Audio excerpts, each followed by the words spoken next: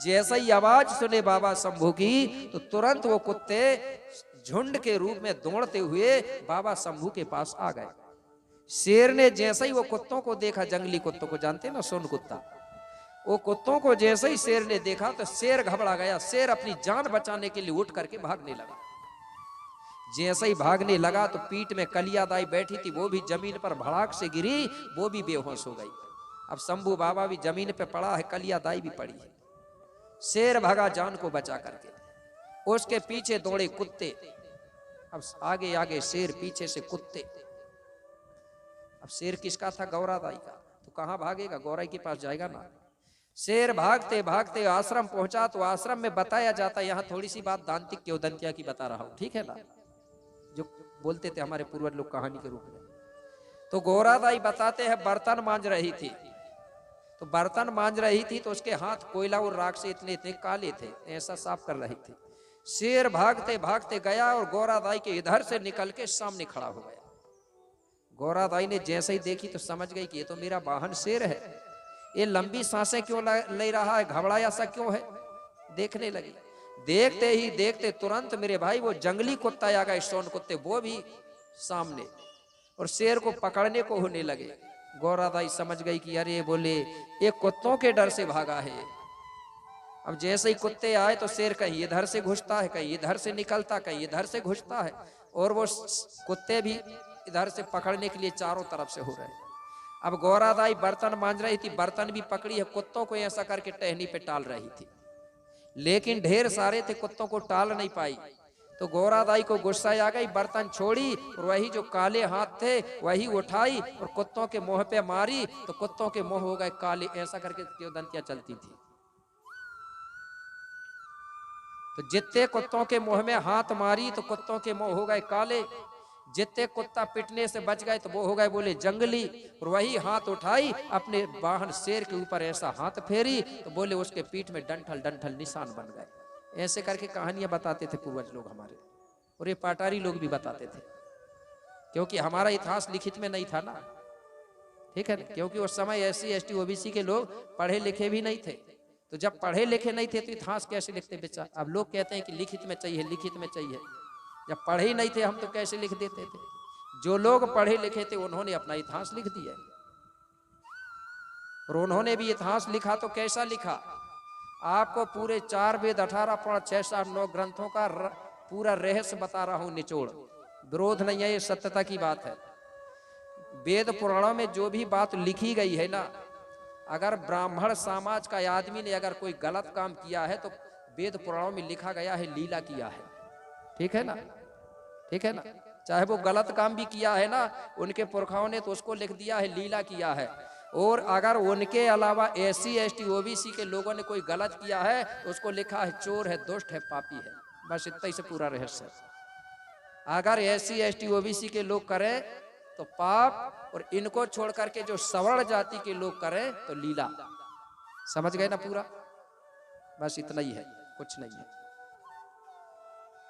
अगर तुम कोई महिला को छेड़छाड़ कर दोगे तो तुमको राक्षस कह देंगे, और अगर वो कर देंगे तो उनको लीला बना देंगे। इतना अंतर हुआ, ठीक है ना। तो हम लोग अनपढ़ थे इसलिए लिखा नहीं, तो ये जो मैं कहानी बता रहा हूं ये किंवदंतियां चलती थी। अब जैसा भी हो, लेकिन वो शेर भाग के आ गया, ठीक है। अब गौरा दाई सोचने लगी कि अरे अब शेर आ गया, अब शंभू बाबा की पता नहीं है। जंगोदाई से कहने लगी, जंगोदाई तुम जल्दी तैयार हो जाओ। बोले मुझे समझ नहीं आ रहा, बोले कुछ, अब शेर आया है तो शंभू की पता नहीं है, इसलिए तुम तैयार हो जाओ, हम दोनों जाके अब पता करेंगे, तभी समझ आएगा कि हो क्या रहा है। जंगोदाई तैयार हो गई। गौरादाई अब दोनों मिलकर के पता करने जा रही हैं जंगल। जैसे ही वो जंगल पहुंची, किनारे में पहुंची, तो शंभू बाबा भी जमीन पर पड़ा था और कलियादाई भी बेहोश जमीन पर पड़ी थी। जैसे ही कलियादाई ने गौरादाई को आते हुए देखी तो कलियादाई तुरंत जल्दी से खड़ी हो गई। जैसे ही खड़ी भई और गौरादाई को देखी तो कलियादाई को शर्म आई, लज्जा लगी। तो उसी शर्म और लज्जा के कारण मेरे भाई कलियादाई ने अपना जीव निकाला था। लोगों ने इसको तोड़ मरोड़ करके दूसरे ढंग से बताया। आज भी यहाँ ढेर सारी महिलाएं बैठी, आज भी प्राकृतिक है। बहुत सी महिलाएं हैं जो आज भी शर्म और लज्जा के कारण जीभ निकालती कि नहीं, बताओ निकालती है।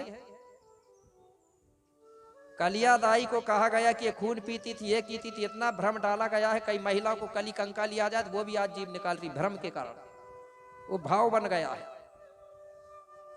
तो हमारी जो कली कंकाली दाई है वो खून पीने वाली नहीं थी, और हमारी जो कली कंकाली दाई है उसके आज की जो महिलाओं के 2 हाथ हैं वैसे 2 ही हाथ हैं। सिर्फ वो क्रोध में आई थी, विकराल रूप धारी थी, इसलिए उसको बताया गया। या तो फिर फोटो वाली अलग होगी और हमारी अलग होगी, ठीक है। तो शर्म के कारण, जैसा ही शर्म आई कली कंकाली दाई को लज्जा आई तो जीभ निकाली, और कलिया दाई का वो लज्जा के कारण पूरा क्रोध खत्म हो गया। आज भी किसी को हंसा दो ना गुस्सा वाले को, या कोई शर्म आ जाए तो आज भी क्रोध खत्म हो जाता है। गौरादाई कहने लगी बेटा कलिया तुम इतनी गुस्सा क्यों हो रही हो।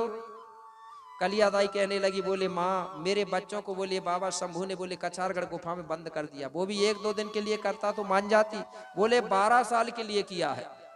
अगर किसी के बच्चों को कोई बंद कर दे बोले तो उसकी माँ को गुस्सा नहीं आएगी क्या, बोले बताओ। बोले बेटा वो तो गुस्सा आएगी, बात तो सही है, लेकिन बाबा शंभू ने तुम्हारे बच्चों की भलाई के लिए ऐसा किया है।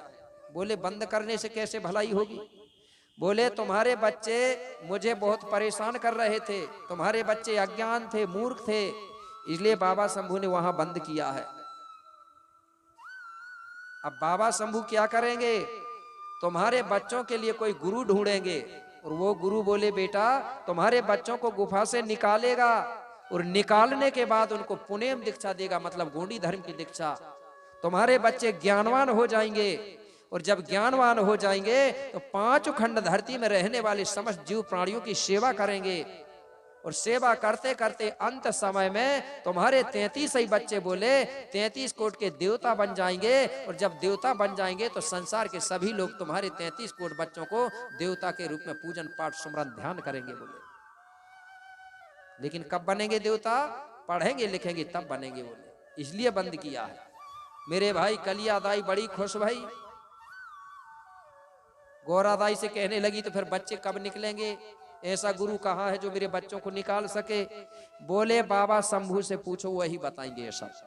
कलियादाई तुरंत बाबा शंभू को हाथ जोड़ करके प्रणाम करी, सेवा जोहार करी, और कहने लगी बाबा मुझसे गलती हो गई, मेरी गलतियों को क्षमा कर दो, और मुझे ऐसा गुरु बताओ कि मेरे बच्चों को कौन निकाल सकता है। तो बाबा शंभू ने क्षमा किया और कहने लगा, बोले कलियादाई अगर तुमको गुफा से अपने बच्चों को जल्दी मुक्त करना है तो मैं आपको बता रहा हूं, पूर्वाकोट गणराज्य के राजा पुलसी और हेरवा का जो बेटा है वो कोयली कछारगढ़ पर्वत में सेमर पेड़ के नीचे 7 वर्ष के लिए तपस्या करने बैठा है। तुम उसी के पास जाओ, उस कुपार बाबा को सत्य ज्ञान की प्राप्ति हो चुकी है, तुम्हारे बच्चों को वही निकाल पाएगा, और वही तुम्हारे बच्चों को पढ़ा लिखा करके और 33 कोट के देवता बनाएगा। इसलिए तुमको जल्दी है तो तुम अभी जाओ और कुपार बाबा से निवेदन करो। कलियादाई कहने लगी ठीक है। इस प्रकार से मेरे भाई बाबा शंभू ने कलियादाई की सारी गलतियों को क्षमा कर दिया, और कलियादाई अब अपने बच्चों को निकालने के लिए वहां से जाने के लिए सोच रही है। जंगोदाई से कहने लगी, बोले जंगो माँ तुम मेरे साथ चलो। बोले ठीक है। तो वहीं से मेरे भाई जंगोदाई और कलियादाई निकलती हैं। कहां जाने के लिए, कोयली कछारगढ़ जाने के लिए। अब धीरे धीरे चलती हैं। तो कलियादाई चलते चलते मेरे भाई जंगोदाई से कहने लगी, जंगोदाई आप जल्दी जल्दी चलो, मैं पीछे से आ रही हूं। बोले तो वहां से जंगोदाई को कलियादाई ने भेजा दिया, कलियादाई पीछे हो गई। अब जंगोदाई वहां पहुंची जहां पर कुपार बाबा तप कर रहा था, कोयली कछारगढ़ सेमर पेड़ के नीचे। वहां पहुंची जंगोदाई और कुपार बाबा से हाथ जोड़ के कहने लगी, कैसे कि हाथ जोड़े जंगो बोली, सुनो हिरवा पुत्र कुपारो, उरिया बिढिंगा में आई हूँ आजू ले करके कुछ कार्य। जंगोदाई हाथ जोड़ के कहने लगी, कुपार बाबा के पास पहुंच के बोले, बाबा मैं आपके पास कुछ काम लेके आई हूं। बोले कौन सा?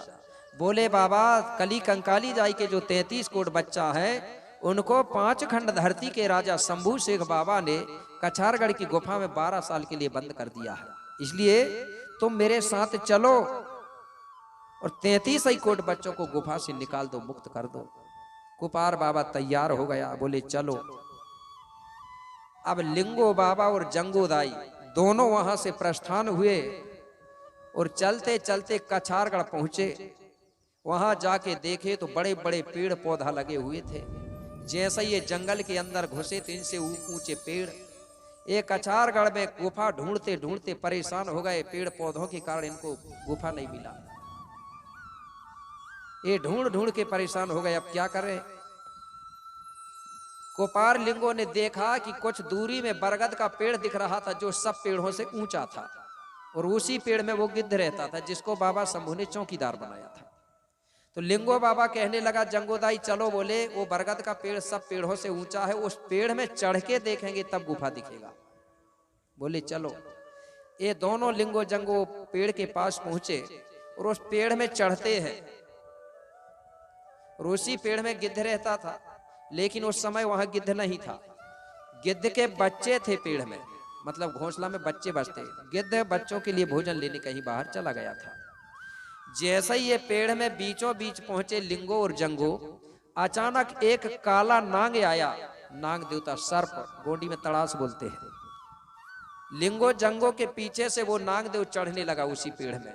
जंगोदाई ने देख लिया, कहने लगी, बोले बाबा लिंगो अपने पीछे से नाग देव भी चढ़ रहा है इसी पेड़ में। लिंगो कहने लगा, जंगो घबराओ मत, तुम मेरे पीछे पीछे ऊपर आते चलो। अब जंगोदाई कुपार लिंगो के पीछे पीछे चढ़ते जा रही है और नाग देव भी उनके पीछे पीछे चढ़ते जा रहा है। जैसे ही लिंगो जंगो ऊपर पहुंचे तो ऊपर घोंसला में गिद्ध के बच्चे थे। उन्होंने देख लिया दोनों को। गिद्ध के बच्चे घबरा गए कि तो मानव शक्ति आ रही है, हमको पकड़ेंगी ले जाएंगी, इसलिए वो दोनों चिल्लाने लगे बच्चे गिद्ध के। लिंगो बाबा बोले जंगोदाई इधर मत आओ ऊपर। बोले क्यों ऊपर? बोले कोई पक्षी के बच्चे हैं घोंसला में, हमको देख के वो डर रहे हैं, नीचे उतरो जल्दी। बोले जंगोदाई कहने लगी, बाबा किधर से उतरे? देखो बोले नीचे से जब नागदेव चढ़ रहा है, कहां से उतरूं? बोले अरे बोले अब तो समस्या बनी, क्या करें।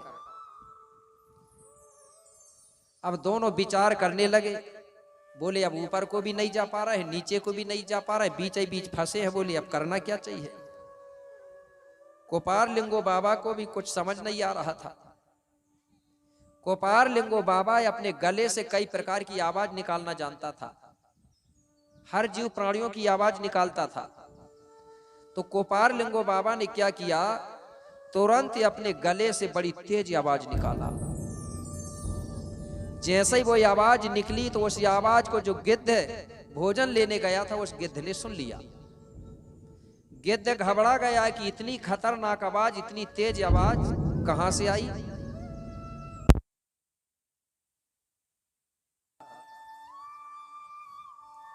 कि गिद्ध ने, कुपार लिंगो ने जो आवाज किया उस आवाज को सुन लिया। गिद्ध घबरा गया, कहीं मेरे बच्चों को कुछ हुआ तो नहीं। तुरंत गिद्ध भोजन छोड़ करके वापिस लौटा और बरगद के पेड़ में आकर के अपने बच्चों के पास आके बच्चों से पूछने लगा कि बड़ी तेज आवाज में किसने चिल्लाया था। बच्चे कहने लगे, बोले इस पेड़ में कोई 2 मानवल शक्ति आई हैं, इस पेड़ में चढ़ी हैं। गिद्ध ढूंढने लगा, देखने लगा पेड़ में। ये लिंगो और जंगो पत्ते की आड़ में छुपने लगे और गिद्ध ने देख लिया। गिद्ध कहने लगा, अरे वो मानव शक्ति, बोले मैंने तुमको देख लिया हूं, तुम कहां छुप रहे हो, तुम मेरे सामने आओ। अगर तुम नहीं आए बोले तो मैं अपनी चोंच से तुम्हारी दोनों की आंख फोड़ डालूंगा। लिंगो जंगो घबरा गए। लिंगो बाबा कहने लगा, जंगोदाई एक काम करो, गिद्ध के पास चलो और गिद्ध से क्षमा मांग लेते हैं, गलती तो हो गई है बोले हमसे। तुरंत वो गिद्ध के पास पहुंचे और गिद्ध से हाथ जोड़ करके कहने लगे, क्या? हे गरुड़पति, हमें दोनों तरफ से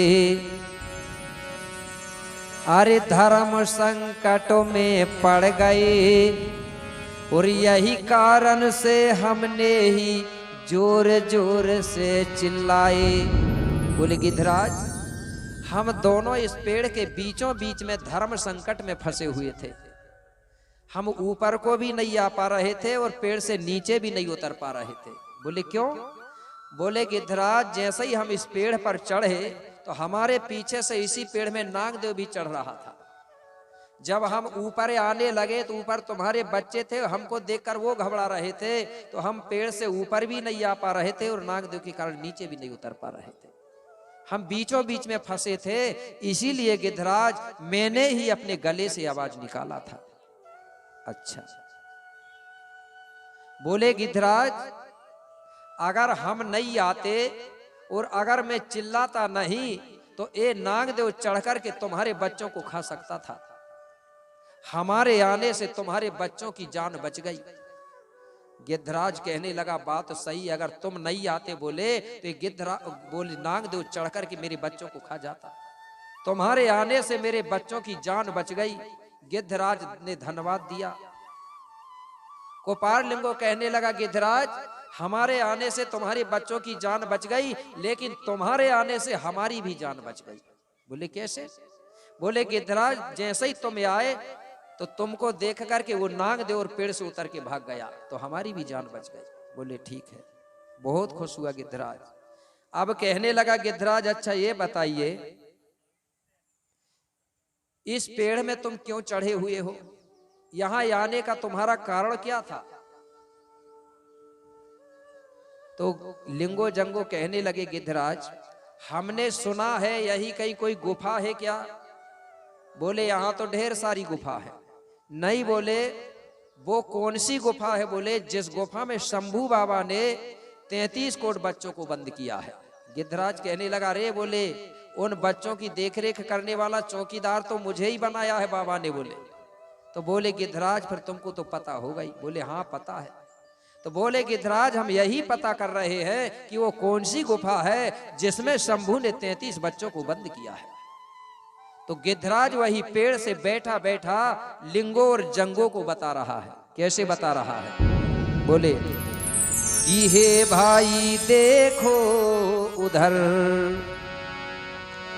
कि हे भाई देखो उधर, अरे ऊंचा दिखे पहाड़ों और तहां भयानक है गुफा, अरे दिन डूबा तो है द्वारों। क्या बोले?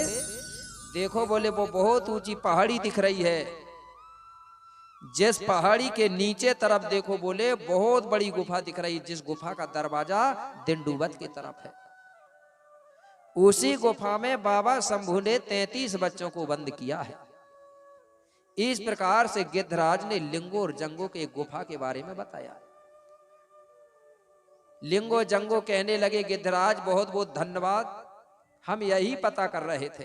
ठीक है, तो बोले अब हम जा रहे हैं। गिद्धराज कहने लगा, ये तो बता दो, पता करके क्या करोगे? पता क्यों किए हो? लिंगो बाबा कहने लगा, गिद्धराज हम वो 33 करोड़ बच्चों को गुफा से निकालेंगे, मुक्त करेंगे। गिद्धराज कहने लगा, यह संभव, तुमसे ये काम नहीं होगा। बोले क्यों? बोले उन बच्चों को वही निकाल सकता है जो संगीतज्ञ हो, जिसको पूरा संगीत का ज्ञान हो। साधारण आदमी के बस का काम ये नहीं है। लिंगो बाबा कहने लगा, गिद्धराज मैंने भी पूरी संगीत सीखा हूं, अगर तुम ऐसा कह रहे हो तो मैं अपने संगीतज्ञ गुरु को भी साथ में लेके जाऊंगा। गिद्धराज कहने लगा, अगर तुम संगीत तुमने भी सीखा है, फिर भी तुम अपने गुरु को साथ में लेके जाओगे तो फिर तुम सफल हो जाओगे, क्योंकि जो गुरु के सलाह से काम करता है, गुरु के बताए मार्ग पर चलता है, तो वो कभी भी अपने काम में असफल नहीं होता, सफल होके रहता है। बोले तुम्हारा गुरु कौन है? संगीत सिखाने वाला। तो आपको मैंने बताया था क्या कल, कोपार लिंगो बाबा को संगीत सिखाने वाला गुरु कौन है, किसको मालूम है? एक बार हाथ उठा के बताओ। हो गए काम ना? सिर्फ मजा भरे आना चाहिए, ठीक है ना? और मजा ही ले रहा है सब लोग। देखने में मजा में तो ऐसा लग रहा है कि बहुत उत्साह है, बहुत उत्साह है, लेकिन सुनने में कोई उत्साह नहीं है। नहीं तो इतने साल नहीं लगते, दो या 3 साल में पास हो जाते हैं बच्चे लोग। हो जाते कि नहीं हो जाते? और 1 साल फेल निकलेगा, 1 साल और पढ़ेगा, वो दूसरे और फेल निकल जाएगा तो उसका तो नाम ही कट जाता, फिर तो स्कूल ही बंद हो जाता है। जो इतने में पास ना लिख रहे वो गधा ही बच्चा होता है। यहाँ 4था साल चल रहा है कि 5वां?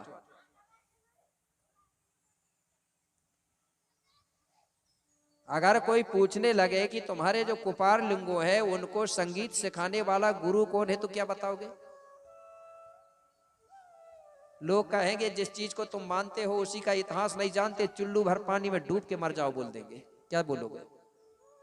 जो समाज अपना इतिहास नहीं जानती वो समाज मुर्दा के सामान होती है। इसलिए हमको अपना इतिहास जानना बहुत जरूरी है। इतना टाइम नहीं लगता, 1 से 2 साल लगते हैं जानने में। मेरा देखा हुआ बता रहा हूं मैं। और मैं 1 साल करता हूं, दूसरे साल नहीं करता हूं, 3 साल के बाद करता हूं। फिर वहां जब डिस्चार्ज होते तब। अब बार बार चार्ज करेंगे तो बैटरी खराब हो जाती है, उत्साह भी खत्म हो जाता है। जब उतरने लगे तब चार्ज करना चाहिए। तो जो संगीत सिखाने वाला जो गुरु था वो कौन है? धन्य गांव का रहने वाला हीरासू का दादा, जो पाटारी था। आज भी धन्य गांव में प्रधान ही प्रधान लोग हैं कि नहीं है? हीरासू का दादा था, उसने संगीत सिखाया था। और जो कोपार बाबा का जो पहले का जो गुरु था, सुने होंगे आपने, सोयमोदी बोलते थे। कौन गुरु था पहला? सोयमोदी गुरु, संगीत वाला हीरासू का गुरु। तो बोले मैं अपने गुरु को लेके जाऊंगा। तो बोले ठीक है। तुरंत लिंगो जंगो वहां से विदा लेके चलते चलते हीरासू का दादा के पास पहुंचे, धन्य गांव। कोपार लिंगो और जंगो ने हाथ जोड़ करके हीरासू का दादा को सेवा जोहार किया कि बोले दादा गुरु आपके चरणों में सेवा जोहार। हीरासू का दादा ने आशीर्वाद दिया बेटा लिंगो और जंगो को। बोले बेटा कहो बेटा कुपार लिंगो आज कैसे आना हुआ? बोले कुछ नहीं दादाजी, बोले आप ही कह रहे थे कि कभी याद कर लेना, कोई काम आए तो मैं आपके काम में हर समय साथ देने को तैयार हूं। तो आज बोले आपकी जरूरत पड़ गई इसलिए आ गए। बोले तो बोले बताओ बेटा जाना कहाँ है, करना क्या है? कुछ नहीं बोले दादाजी, आप अपनी किंगरी लेके हमारे साथ कहीं जाना है। बोले हमारे साथ चलो। हीरासू का दादा ने अपनी किंगरी निकाला, अपने कंधे पे लटकाया और बोला बेटा लिंगो जंगो चलो, कहाँ चलना है? लिंगो जंगो ने हीरासू का दादा को लेके कहां पहुंचे? कछारगढ़ की गुफा, जहां बच्चे बंद थे।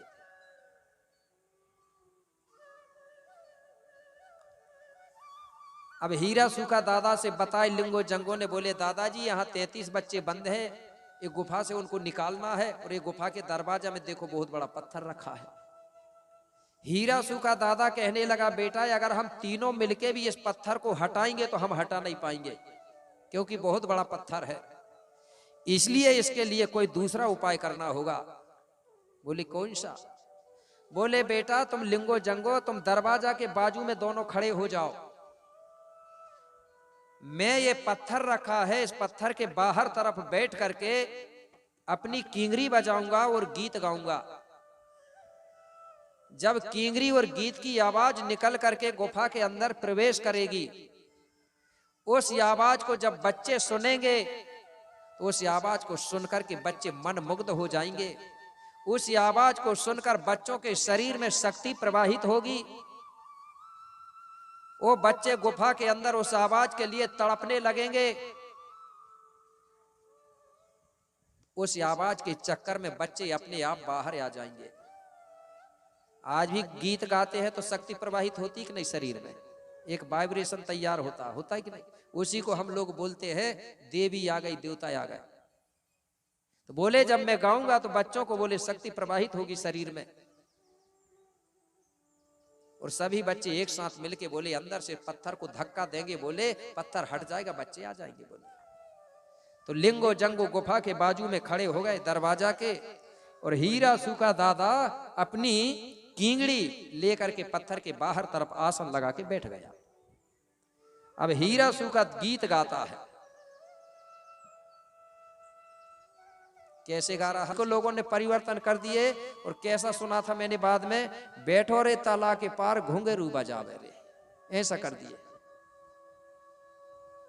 उसको गाने से माल बाबा आता था। उस गीत को हमारे इधर ढब्बक करके बोलते थे। एक पीतल का बटका होता है ना, वो लकड़ी का एक कोड़ा होता है, उसे डाक बजाते थे। क्या है मालूम किसी को?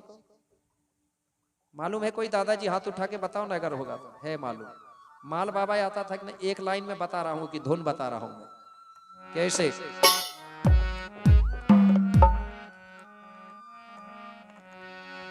एक बार हीरासु का दादा की जयकारा, क्योंकि वो हमारे गोंड समाज का संगीतक गुरु माना जाता है। बोलिए हीरासु का दादा ना। बैठो रे गुफा के द्वार केंगेरी बजावे रे,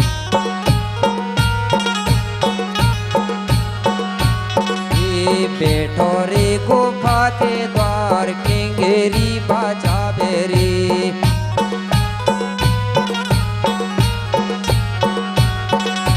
केंगेरी बजावे वो तो केंगेरी बजावे रे।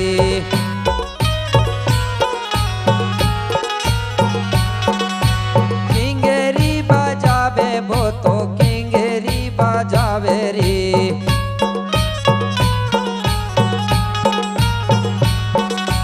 बैठो रे गुफा के द्वार केंगेरी बजावे रे, बैठो रे गुफा के द्वार केंगेरी बजावे रे, केंगेरी बजावे रे, केंगेरी बजावे रे। ऐसा गाते थे, क्या ताली बजा के बताएंगे तब समझ आता मुझे। गाते थे ना। और माल बाबा आता था कि नहीं आता था? तो इससे ये पता चलता है कि चाहे वो ग्वाल हो चाहे कुछ भी हो, सब गोडी लोग थे। गाय चराने के कारण ग्वाल कहा गया था। मैंने बताया ना, इसको शंभू द्वीप भी कहते थे, क्योंकि यहाँ का राजा शंभू था। लेकिन ये शंभू द्वीप में क्या हुआ, बाहर से कुछ लोग आए, इसलिए एक भजन लिखा है ना, सुना हो गया आपने। झूठ कपट से शंभू द्वीप का छीन लए अधिकार, और बाहर से वो आए विदेशी करने को व्यापार। उन लोगों ने क्या किया, व्यापारी लोगों ने, बाहर से आए हुए लोगों ने, गाय चरैया को ग्वाल बना दे मटका गढ़े कुम्हार।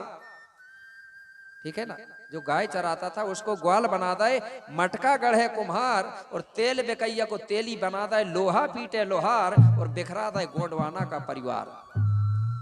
इस प्रकार से इन लोगों ने हमारे बीच में सबसे पहले तीन जातियां बनाई, SC ST OBC। क्या बनाया? 3 भागों में सबसे पहले तोड़ा भारत के मूल निवासियों को। SC ST OBC ये भारत के मूल निवासी है। इनको सबसे पहले 3 भागों में तोड़ा, फिर भी इनका मन नहीं भरा, तो इन लोगों ने फिर क्या किया, तीनों ही समाज के अंदर 6756 जाति के लगभग बनाया, और सबको अलग अलग किया। उनका मुख्य उद्देश्य था विदेशियों का कि भारत के लोगों के अंदर फूट डालिए और यहाँ राज्य करिए। एक सिस्टम था उनका। जिस दिन अगर SC ST OBC इस चीज को समझ जाएगी, जिस दिन ये लोग इकट्ठे हो जाएंगे ना, तो विदेशियों को यहाँ से भागना पड़ेगा। इसलिए उन लोगों ने हमारे लोगों को तोड़ तोड़ के रखा है। अभी गोंडा इकट्ठे नहीं हो रहा है तो भाई उनकी तो छोड़ो, ठीक है ना। पहले हमको होना पड़ेगा, उसके बाद में वो भी हो जाएंगे, जरूर होंगे, ये पक्का है। आज नहीं तो कल होंगे, और हर समस्या का हल होंगे। और हमारा इरादा अगर मजबूत है, कहते हैं ना, बोलते थे ना, पत्थर में भी जल होगा, बोलते थे ना लोग। तो हीरासु का दादा पत्थर के बाहर तरफ बैठ के किंगरी बजा रहा है। तो सबसे पहले हीरासु का दादा ने देवी देवताओं का सुमरन ध्यान किया, आवाहन करता है देवताओं का। तो बताया जाता है 36 प्रकार से गीत गाया गया था, 36 रागों में। तो सबसे पहले देवी देवताओं का आवाहन किया। कैसे? एक लाइन बता रहा हूं मैं। आओ रे आओ, ओ मोरे देवता पाओ